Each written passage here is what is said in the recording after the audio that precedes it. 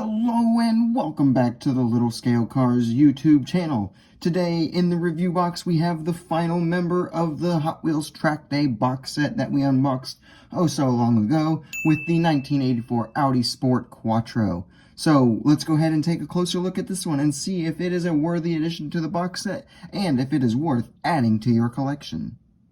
So let's go ahead and get started with the casting. So big thing that's important to note is that this is actually supposed to represent the street legal version of the car, as far as I know, and not the actual rally version. But as a whole, you know the casting. It's old. We're not going to go too much into it. Well, it's like 2019. Anyhow, it's a little bit squashed from the side, I feel like. But really, that's about the only gripe I have. It's still pretty good overall. Proportions are just a touch off, but not like horrendously off or anything like that. But like we said, you know the casting pretty well by this point. We have mirrors and some cutouts up here on the hood. Spoiler casted in, all metal. I'm not going to harp on this too much. The splitter is a part of the base, which in this case is metal, so that looks good. Yeah, you know the casting by now. It's by no means anywhere close to a new casting. The paint and deco. Now, this is a department where this particular release kind of shines. This is, what, like the third premium release for this casting? And while, as far as I know, this is not like a real-life deco or even an homage to a real-life deco, the rally version of this car used in real life, it is at least something you could see possibly being a deco that this car and this team would have used. And like I said, it could be a real life or at least an homage to a real life deco. I just can't seem to find a picture that would of what the real life car would have been looking like. It does look really good, I think. It is very similar to the 2-pack, which I'll put right there in the top hand corner. The 2-pack release, and as a matter of fact, I thought it was just a repeat of that 2-pack release up until I actually got it, unboxed it and everything, and finally kind of realized, oh wait, it is different. I actually kind of like this one ever so slightly more, but it does bear some similarities to a release we've already had. Moving into our details, we're going to be kind of quick here too, because again, this is nothing new, casting you've already seen and probably already own. We do have headlights up front, the entire grille section tampoed in, little reflectors, all these grille bits in, little Audi logo there. Moving down the side, we have our Quattro Castrol, just a bunch of little nice sponsors and stuff. Our number up here with the Audi right here on the little box.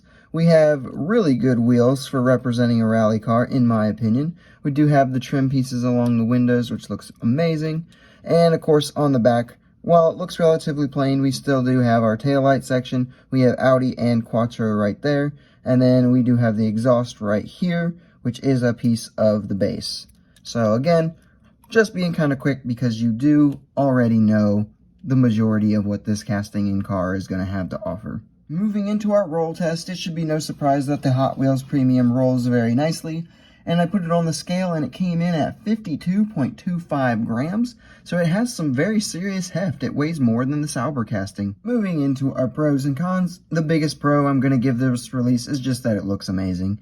Alright, the deco really fits. The casting, while I do have a little bit of gripe, I feel like it's a little bit short and it needs to be kind of stretched this way ever so slightly. Not a lot, but ever so slightly.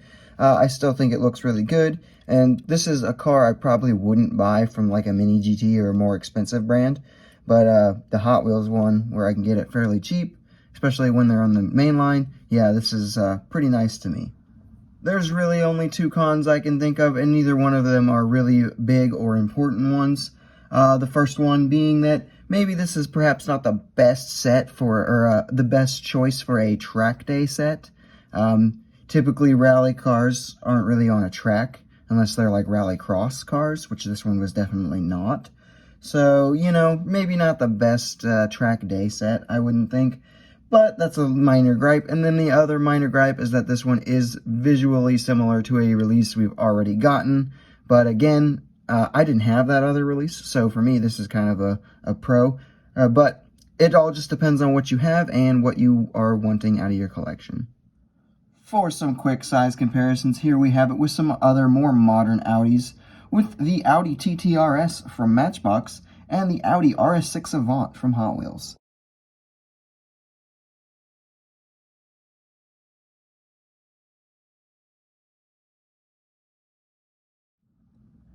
And here we have it with some other rally cars, with the Ford RS200 from Hot Wheels and the Lancia Stratus from Mini GT.